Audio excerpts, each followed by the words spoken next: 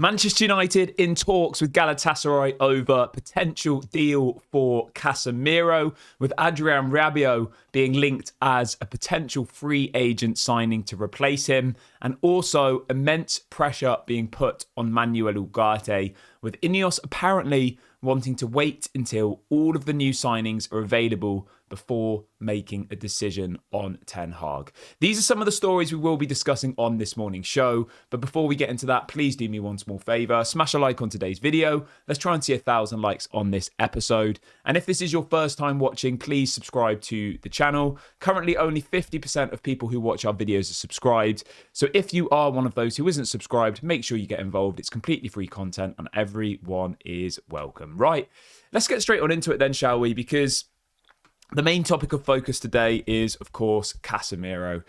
I'll be honest, this story completely caught me by surprise last night. It came out from multiple different Turkish journalists, all quite reliable. And the headline is this. Obviously, the Turkish transfer window, just so people are like understanding from the beginning how this is all working. Let me have a look. Let me just double check what day the window closes. I think it is... Yeah, so they've got a while. So the Turkish transfer window closes on the 13th of September, which I believe is a week on Friday. Yes, it is a week on Friday. So they've got about 9 days left of the window over in Turkey. Obviously, Turkish clubs have done some pretty mad business this summer. Obviously, Victor Osimhen's moving to the Turkish league. But the story that we're going to focus on today is about Casemiro. Now, as I said, this is being reported by multiple different people this morning, that apparently Casemiro has now agreed personal terms to join Galatasaray on loan. And it also says that apparently Manchester United are in talks with Galatasaray over a loan deal. Now, the bit that I don't really understand about this is, if it's just a straight up loan, that doesn't really make any sense to me. Like, what's the point in that? If anything, it weakens us. Should Casemiro be starting? No. But is he a good player to have on the bench? Yes. But then arguably, we don't know what's going on in the dressing room. Okay, obviously Casemiro was brought off at half-time against Liverpool on the weekend, and he didn't look very happy about it. Some journalists were saying that he left the stadium. Whether that's true or not, I don't know. So we can only speculate. But the fact of the matter is, Casemiro will not have been happy to have been brought off at half-time, because that's like the ultimate insult, isn't it? To be subbed off at half-time when you're not injured, especially when you're like a midfielder or a defender. You can sometimes understand when it's an attacking player, you know, because maybe they want to try something different. But like midfielders and defenders don't really get substituted at half-time unless they've either played one terribly or two they're injured. And obviously in Casemiro's case, he was awful, absolutely terrible. And he proved all the haters right, because last season he was terrible. A lot of us in the summer said, you know what, if he stays, let's give him another chance. Let's hope that he comes good. And let's be honest, against Liverpool, he was as bad as he was last season, if not worse. And I think that, him being brought off at half-time, someone of Casemiro's stature, someone who's won the Champions League 5 times, he's obviously got a massive ego. He obviously thinks very highly of himself, which I think you would do if you've just won the Champions League 5 times. And he's got a manager in Erik Ten Hag who's never won the Champions League. He's never won the Premier League. Do you know what I mean? Like, whether you think Casemiro is a good player or not, now, he is one of the best footballers in the central defensive midfield position in my lifetime. 100%. You don't win 5 Champions Leagues and be a pivotal part of that team if you're not a very good player. Like, he's clearly a very good player, but I think his days are numbered.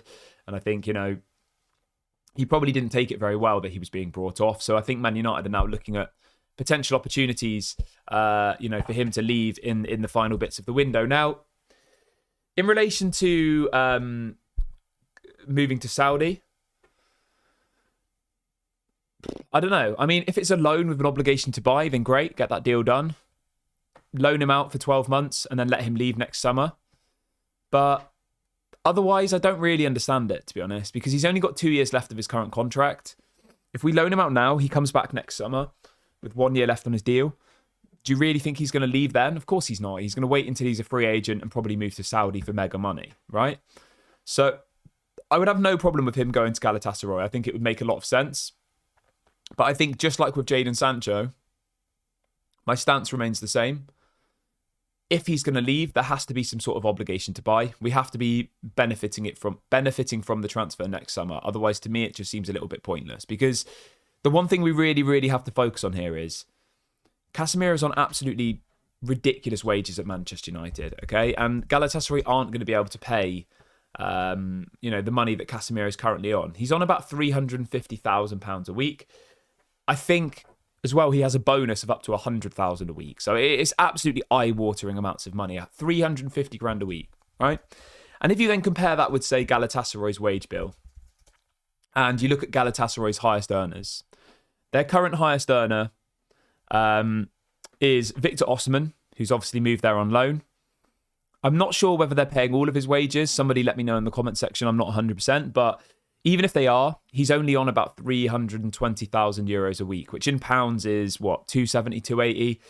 Below that, you've got Ugarte on about 200,000 a week. So the point I'm making here is, right, Casemiro is being paid almost double what the higher earners at Galatasaray are currently being paid. So it makes that deal difficult to do. And effectively, it would mean that Manchester United would have to probably cover a large portion of his salary if he was to go on loan. So not only is he still our problem next summer, we would have to cover his wages, or at least probably half of them. And then next summer, we still have to do something about him. So I don't really see the point in this. I think, either you get rid of him permanently or you keep him, So, yeah. Apparently, so just to recap, apparently he has agreed personal terms with the Turkish side, Galatasaray. Apparently, Galatasaray are really keen to sign him. The stories are saying a loan. Whether or not we can add this obligation to buy into that, that's the bit that we really, really need to hope happens.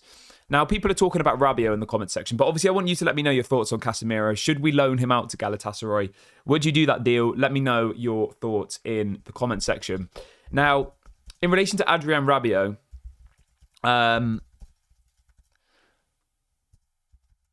obviously, he's still available. He's not got a club. And we could still sign him. Because you can still sign players after the transfer window closes. So there's this story on the BBC which I wanted to read through to you today. So it explains why free agents are allowed to be signed outside the transfer window. So it says that players can still be signed, but they had to be out of contract and not registered at a club when the deadline passed. So obviously Rabiot, I think he left Juventus in June, didn't he? So from June till September, he had no club. He had no one paying his wages. He wasn't on the books of any football club, which effectively means that Manchester United can still sign him outside of the transfer window, which means that if Casemiro went to Galatasaray, we could sign Adrien Rabiot as his replacement for free. I think if you could do that, it would make a lot of sense. Adrien Rabiot is not going to be on anywhere near the type of wages that Casemiro is on. Rabiot wants about 150k a week, and Casemiro is on 350k a week. So if Man United could pull off this deal where Casemiro goes to Turkey, 1 year loan, maybe we contribute towards his wages for 1 year, and then at the end of the loan, it becomes a permanent deal. I think you have to do it. I think it would make a lot of sense. Obviously, it would be a massive signing for the Turkish league. Obviously, Galatasaray have already got Victor Osimhen. They've got some really good players. They've got Icardi. They've got some really, really good players, haven't they, Galatasaray? Some big name players. Obviously, they've got Zaha. They've got Ziyech. They've got some decent players. And I think that, if they were able to pull off a deal as big as Casemiro, I think it would be a massive coup for the Turkish league. So I think it's one definitely to keep an eye on. As I said, the Turkish window doesn't close until a week on Friday. That's why this opportunity has arose. Do I think it will happen? I don't know. I personally think that the relationship between Erik ten Hag and Casemiro looks like it's at breaking point, to be honest. I think we heard stories last season, didn't we, before the FA Cup final, that Casemiro was supposed to start the FA Cup final and Erik ten Hag changed his mind and started Amrabat instead. And then suddenly Casemiro wasn't available and wasn't even on the bench, even though he wasn't injured. So there was all these little bits and all these little murmurs. Obviously, we know that Casemiro and Ronaldo were good friends. He wouldn't have liked how Ronaldo was treated at the club. I think there's this thing where Man United have got lots of egos, lots of players who think they're better than they are. And in some cases, lots of players who are past their best. Obviously, we got rid of quite a few of them in people like Varane, who was missed 50% of the games. At one point, one of the best centre-backs in the world, but his injuries kind of got the better of him. Casemiro is another example of that. At one point, or for a long period, he was considered the best CDM in the world.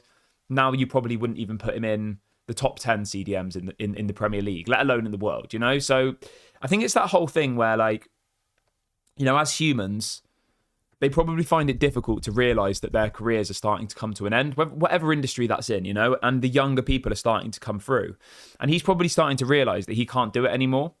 But instead of acknowledging that and saying, you know what, I'm not at the level anymore, I'm going to move somewhere else, I'm going to go to the Saudi League, I'm going to go to somewhere a little bit easier, he's fighting it. And he's trying to make out that, it's Erik ten Hag's fault that he's not playing well. He's saying that it's Erik ten Hag's tactics that are making him a bad player. And I don't think that's entirely true, to be honest, because we saw Casemiro in his first season, which was 2 years ago, and he was decent. And that was similar tactics to what we're doing now. So I don't buy into this whole thing that, Casemiro is only playing badly just because of because of Erik ten Hag's tactics. I think that's a little bit, black and white for me. But let me just have a sip of my water. My throat's still not 100% there. You can probably hear it in my voice. I'm still not 100% back to, back to full strength. But it'll be interesting to see how this one happens. Obviously, it is kind of mad that the windows are all open and close at different points around Europe. It's mad that Turkish clubs can still buy players now when obviously effectively we can't. But there are obviously opportunities on the free agent market. So obviously Adrian Rabiot is kind of like the main one. But if we wanted to look a little bit further afield, if Man United wanted to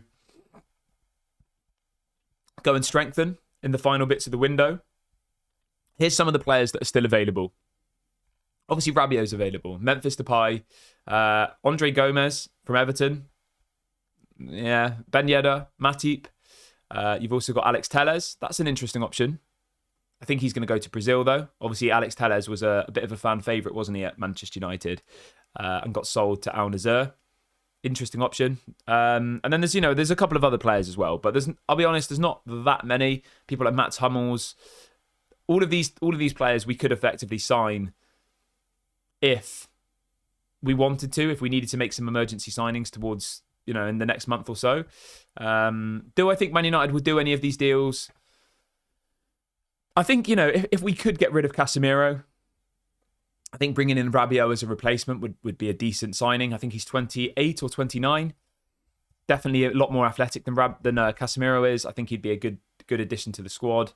Obviously on much lower wages, etc., etc. Yeah, Rabiot's just turned 29, so he's 3 years younger.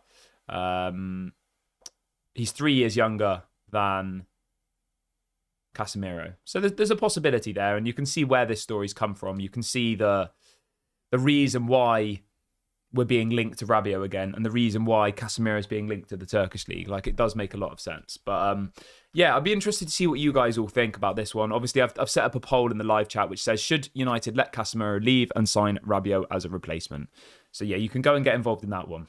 Everyone who's just joined the video, if you could do me a small favour and hit the like button, that would be really, really appreciated. We've got over 650 people watching now, which is absolutely amazing. If you could all go and like the video, that really, really helps the channel. It helps to bring more people in. YouTube will show this video to more people based on how many likes it gets. It's a stupid system, but please go and do that right now. And if this is your first time watching, please also subscribe to the channel. I'm live every day at 8:30 and 6 p.m. UK time. So please go and do that if you haven't already. We're still on the road to 40k. Obviously, things have slowed down a little bit. Obviously, I was away for 5 days, which kind of put a little bit of a halt on things. But, sometimes things happen. And, there's not really much I can do about that. But yeah, we're on the road to 40k. Let's try and get there as soon as possible. Make sure you subscribe if you haven't already. Right. The next story I want to focus on here is a little bit about Erik ten Hag.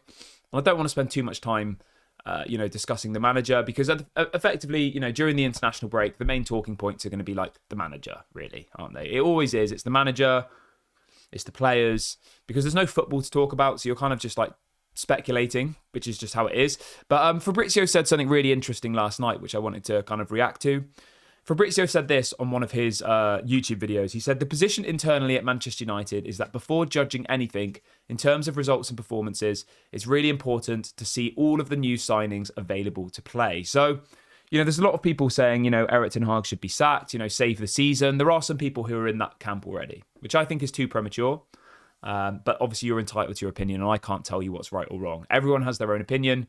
And I'm not going to try and, convince you that your opinion's wrong and mine's right, because that's just not what I do on this channel. But so it's interesting to see that Fabrizio's effectively had this information come from the club that, Man United aren't going to really make a decision until they see all of the new signings. But what I will say is this. Mazraoui, straight into the team. De Ligt, straight into the team. Joshua Zirkzee, straight into the team. Pretty much. They're part of the squad anyway. Would we agree on that? I know some of them are starting and some of them are, coming off the bench, but they're still part of the team. The only player who isn't really part of the team who is going to start is Manuel Ugarte. Okay? And that's why it says immense pressure on Manuel Ugarte in the video title. I know people will say, what about Leny Yoro? But I don't think Leny Yoro is going to start over De Ligt, so I still think he's a squad player.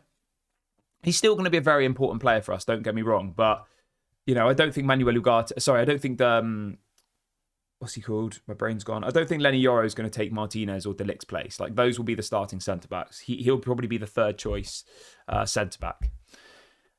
What I want to say to this, though, is there's so much pressure being put on Manuel Ugarte before he's even kicked a football for Manchester United. And I understand Ineos's position. They don't want to, sack a manager after 3 games when... effectively, most of the team that started the first couple of games were the team from last season, weren't they? Like, if you look at the starting 11 for the Fulham game, I don't think any of the new signings started. I might be wrong. Let me double check. As far as I remember, the starting 11 for the Fulham game was literally the same starting 11 that we had last season. Obviously, Zirkzee wasn't ready yet. De Ligt hadn't even signed yet. Mazraoui hadn't signed. Is that right? I might be wrong. Or did we see Mazraoui in the first game? I'm just trying to get it up. My computer's been really, really slow today. But the point I'm trying to make, I'll get the team sheets up in a minute. But the point I'm trying to make here is Ineos effectively want to wait until they have everybody available. So they have, Ugarte, they have all of these people. I just think they put so much pressure on Manuel Ugarte, to be honest. Maybe he comes and maybe he is the missing piece of the puzzle. Maybe he is, the thing that kind of, I don't want to say saves Erik ten Hag, but do you know what I mean? Like, maybe that is effectively the missing piece of the puzzle. I'm just checking. Yeah, so in the first game against Fulham, the only new signing who played was Mazraoui. The rest of the starting 11 and the rest of the bench, apart from Zirkzee, were all players from last season. They're all players who finished 8th last season. So I understand what Ineos is saying, because obviously, once you've got Manuel Ugarte in there, once you've got De Ligt, Mazraoui and Joshua Zirkzee all starting, and you've got effectively your best 11 out there, that's when you need to really start judging Ten Hag, really. I mean, you can judge Ten Hag whenever you want. Again, I can't tell you when, if you want Erik ten Hag out, that's fine, that's up to you. My stance remains the same. I think obviously he needs more time, and I agree with Ineos. We want to see a run of 5 to 10 games with Mazraoui, De Ligt, Manuel Ugarte, Zirkzee or Højlund, like in the starting 11 before we can really, really judge. If that happens and we're still losing badly, then obviously, yeah, he probably has to go, doesn't he? I think we can all agree on that. I'm not going to be sat here at Christmas if our best 11 is out there, Manuel Ugarte starting every week, De Ligt starting every week, and we're still losing. I think at that point, you probably would say like he should be sacked. But I think until that point happens, it is still too premature for me personally. I understand people's frustration. I understand that, you come off the back of a really, really positive summer. We think the club's going in the right direction. And then bam, we get 3 points out of 9. And everyone's like straight back into meltdown. I get it. But I still think personally it's a very, very long road for Manchester United to get anywhere near close to Man City and Arsenal. I think even with the players we signed in the summer, and people can go back and check these videos, just, if you think that I'm kind of just making this up. But, even when we were signing Leny Yoro and Mazraoui and De Ligt, I still said I think we're going to finish somewhere between 6th and 8th. And people were like, what are you talking about? We should be winning the league. Like, I still think that even with De Ligt, Mazraoui, Leny Yoro, Manuel Ugarte, like, I still think our squad is way off, the Arsenals, the Liverpools, even Chelsea's, the Man Cities. Like, I genuinely believe that. Because all you have to do is go and look at our bench, right? You look at the bench against Liverpool on the weekend, right? We've already got injuries, and I'm not blaming injuries for it because there is no excuses now for Ten Hag. He needs to deliver. We need to see a style of play. I still think that you can see a style of play and finish 6th to 8th. You know, Brighton play beautiful football, but they always finish like between 6th and 10th. Finishing position isn't everything. You can play terrible football and get top 4. I think the most important thing for the Man United fans is to see this style of play, to see patterns, and to see good football. And we haven't seen that yet. Would you all agree? Like, that's what we're all looking for this season, right? Is to be entertained, to see decent football. Because teams like Brighton, I know obviously Brighton are high up the table at the moment, but if you look at last season, there's no way on earth you can tell me that Brighton don't play better football than United. Brighton's football over the last 3 or 4 years has been much better than Manchester United. Brighton finished 11th last season and were playing better football than Man United. I'd say that Bournemouth were playing better football than Man United at times, and they finished 12th. Do you see where I'm going with this? Like, football's a weird sport, really, because some teams can play very, very negatively and still achieve great things, like we did last season. We won the FA Cup and we played pretty badly throughout the FA Cup, if you think about it. You know, we nearly got knocked out to Coventry, didn't we? Like, we got lucky, really. Like, we weren't convincing, but we still managed to win it. Whereas Brighton were playing beautiful football and finished 11th. So it's a strange old sport, football. And I think for me personally, the most important thing here is that Manchester United start to see a style of play, and that Erik ten Hag effectively starts to deliver some attractive football. Because at the moment, we're still not seeing that. And I think that's what's frustrating the fan base. And I would agree with you there. You know, he's going into his 3rd season now. Yeah. James says that Man United are playing good football now. It's better. I would agree it's better. I wouldn't say it's good, but I'd say it's better. Yeah. Fred says, let's get all the squad fit and then start criticising. I do agree with you, mate, right? I do. And I like your kind of positivity to stick behind the manager and all of the rest of it. But in hindsight, at the moment, let's have a little look at the injuries we have. Okay? Because, you know, I get to say, all right, let's keep all of the people fit. Let's get all the people fit and then make a decision. So at the moment, we've got 6 players injured. You've got Lenny Yoro, Malacia, Mason Mount, Højlund, Lindelof, and Luke Shaw. Okay? I would probably say that throughout the whole season, we will probably have 5 or 6 players injured. Different players. Do you know what I mean? So I don't honestly think there'll be any point in the season where every player is going to be available. We had that for the first game, and then one game in, Højlund gets injured, Mount gets injured, Lenny Yoro gets injured, Lindelof gets injured. Do you know what I mean? Like, and when we look at the potential returns here, I've got the potential return dates. So apparently Luke Shaw could be back as early as the 14th of September. So he could be back in time for the Southampton game. Lindelof could be back then as well. Højlund could apparently be back in time also for the Southampton game. So we could have 3 players back for that game. In relation to the others, Mason Mount, Malacia and Lenny Yoro, it looks like it's going to be a little bit longer. It looks like it's going to be more like October, November. And the point I'm making here is, by the time those 3 players come back, Lenny Yoro, Malacia, Mount, we'll probably have more injuries, because that's just how football is. It's an impact sport. The players are overworked. You know, we can question the training. We can question the fitness team. Are they good enough? We don't know the answers to that. We're just speculating. The fact of the matter is, it's an impact sport. Players get injured. So we have injuries now, and we're going to have injuries throughout the whole of the season, and we have to put up with that. And I don't think we can use that as an excuse this year. But the point I was trying to make a couple of minutes ago is that you go and look at the bench that we had against Liverpool on the weekend, right? Our bench was this. We had 2 goalkeepers, Bayender and Tom Heaton. You then had Johnny Evans, 37 years of age, Toby Collier, a talent, but I don't think ready. Christian Eriksen should have gone in the summer. Amad Diallo should have started that game, quality player. Anthony, never good enough for Manchester United, and Ethan Wheatley, who is a young talent who's probably not ready either. So you look at our bench against Liverpool, you've got young talents who probably needed a loan in Toby Collier and Wheatley. You've got Amad Diallo, who I think is good enough to start.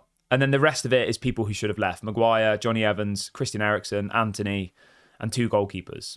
So the point I'm trying to make here is our squad depth is still very, very weak. And that's why in the summer, I was very, very pushy on the fact that I think to compete in the Premier League, we would need a much better squad. And I thought that, 6th to 8th was probably realistic.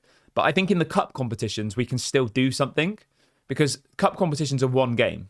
You play one game, you try and get your best players available for it, and you can win. Whereas in the Premier League, it's completely different, isn't it? It's 38 games. It's a long season. You've got to be consistent. You've got, and I just don't think we're in that position yet. So I don't know. I don't know what's going to happen, to be honest. I don't know whether,